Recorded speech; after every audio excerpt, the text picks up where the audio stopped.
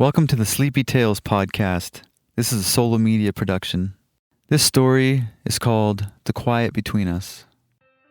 One cold autumn evening, Sarah stood on her front porch, gazing out at the horizon where the sun melted into hues of crimson and gold.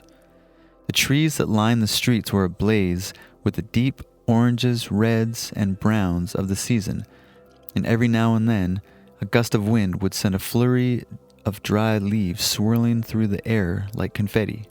The valley, with its rolling hills and sleeping houses, was wrapped in a silence only broken by the occasional rustling of the leaves and the distant barking of a neighbor's dog. It was the kind of quiet that made thoughts louder. Sarah had always loved this time of year. Autumn held a certain magic that never failed to stir something deep inside her. There was something symbolic about the way the trees shed their leaves, as if letting go of all that no longer served them, preparing for winter's long rest. Sarah found comfort in the way nature seemed to slow down, offering a kind of permission to do the same. But this year, something felt different. The familiar change of season seemed to carry a weight that pressed down on her chest, making it harder to breathe.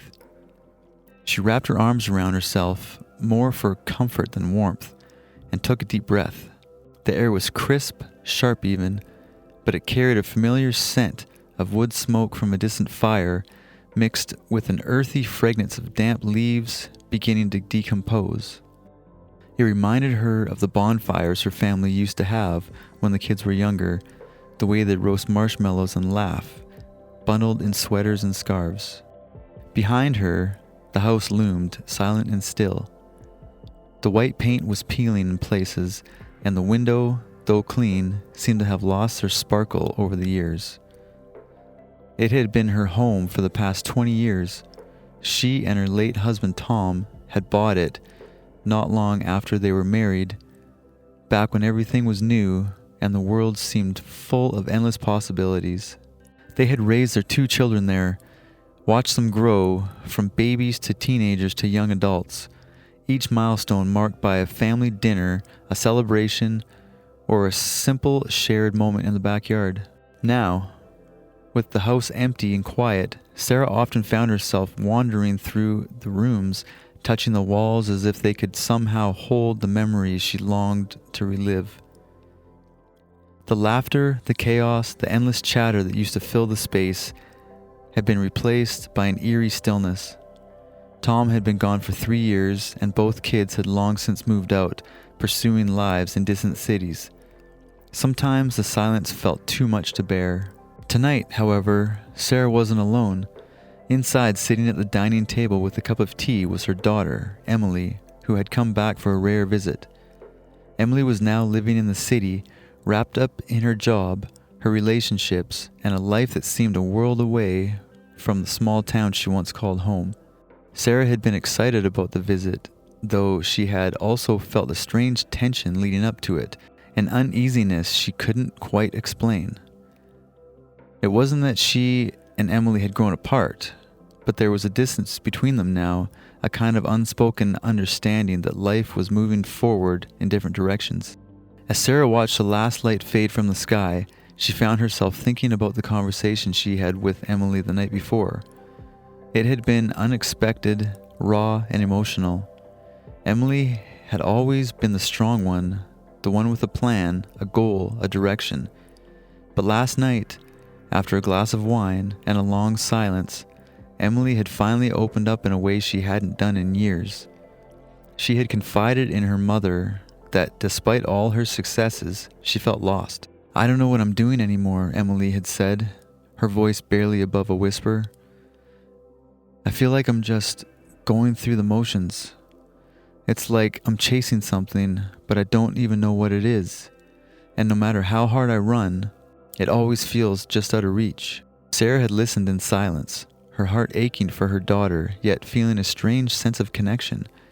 She, too, had once felt the same pressure, the same pull, to be more, to do more. She had spent so many years trying to balance everything, work, family, marriage, constantly striving for some elusive sense of success or fulfillment. And now, standing on the other side of it all, she knew that the peace she had finally found hadn't come from achieving any particular goal. It had come from letting go of the idea that she needed to be more than she already was. "You're doing fine," Sarah had said softly, reaching across the table to take Emily's hand. "It's okay to not have everything figured out. Sometimes you just need to stop chasing for a while. Take a breath. Let yourself be still." Emily had nodded, but Sarah wasn't sure if her words had truly sunk in. It was hard to understand when you were in the thick of it, when the world around you was constantly pushing you to go faster, to do more, to do better. But Sarah knew eventually Emily would find her way. It might take time, but she had faith that her daughter would come to realize what she had, that life wasn't about the endless pursuit of success, but about finding peace in the moments in between. The door creaked open behind her, pulling Sarah from her thoughts. Emily stepped out on the porch, a soft smile on her face as she joined her mother at the railing. The cool evening air had hit her, and she pulled her sweater tighter around her shoulders. "It's beautiful out here," Emily said, her quiet voice almost reverent. Sarah nodded, her gaze still fixed on the horizon where the last sliver of sunlight was disappearing behind the hills. "It is," she replied softly, "and it's fleeting. That's what makes it special." Emily was quiet for a moment, watching as the stars began to twinkle in the darkening sky. "Do you ever miss it?" she asked. "The chaos? The busy days when we were all here, when everything felt so full?" Sarah smiled, though there was a tinge of sadness in it.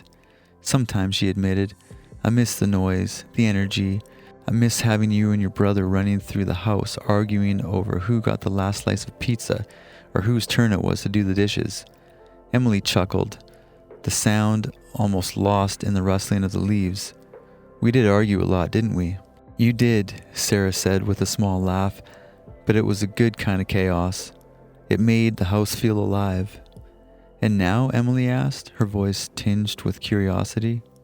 "How do you feel now? With the quiet, I mean." Sarah took a deep breath, letting the cool air fill her lungs before she exhaled slowly. "Now," she said, "I appreciate the stillness. It gives me time to reflect, to remember, and to be grateful for what I've had and what I have now. The quiet isn't so bad once you get used to it." They stood there in silence for a while, watching the stars multiplied in the sky, the distant hum of crickets filling the air. Sarah could feel the weight of the years between them, the distance that had grown as Emily had moved on to build her own life. But in that moment, standing side by side, it felt as if the distance had shrunk, if only for a little while. Eventually, Emily broke silence. "I think I needed this," she said softly. "Being here, it's like I can finally breathe again." Sarah smiled, her heart swelling with love for her daughter. "You're always welcome here," she said. "No matter how far you go, this will always be home." Emily nodded, her eyes glistening in the dim light. "I know." As the night deepened, they remained on the porch watching the stars, letting the quiet wrap around them like a blanket. And for the first time in a long time, they both felt at peace, knowing that no matter where life took them, they would always have this comfort of home and each other. Thank you for listening to this edition of the Sleepy Tales podcast. I hope you sleep well. Good night.